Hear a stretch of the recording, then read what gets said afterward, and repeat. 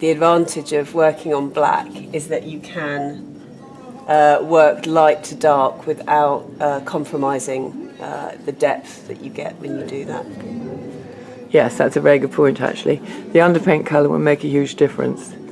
And of course the black will let the white and everything else show up a lot more instinctively, but it's not just that, it contributes hugely to the painting, doesn't it, Kat? It does. Well, as you can see at the moment, the black is still having a contribution. It's still got an identity.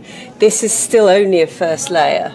So what I'm working with, and what I always work with, is negative space. So the sky is the spaces in between the trees and also in between the leaves. So I'm just setting that out.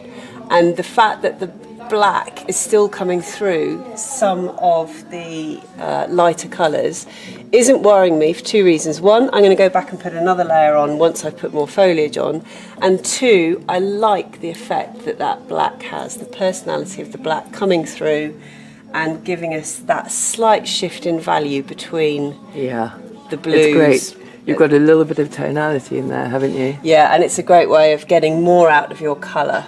Yeah. Because the black plays its part. Yeah, and of course Kat is working with a fantastic photograph she's taken herself. She never uses anybody else's photographs but her own, so she's got a great starting point. She's already felt that painting just by taking the photograph, which is very, very important, Kat. Yeah. She never works with anybody else, you've got to make your own composition. You've got to feel the day. You've got to understand the light. The light's got to be what you want it to be, and sometimes a photograph, it might take you a couple of hours to actually wait for the correct light. Light is absolutely key. There's no point snapping and hoping.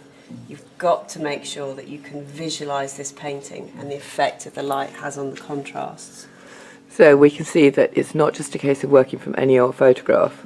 It really is thinking about every stage of this process. Choosing the right composition, the right light is just as important as the finished painting.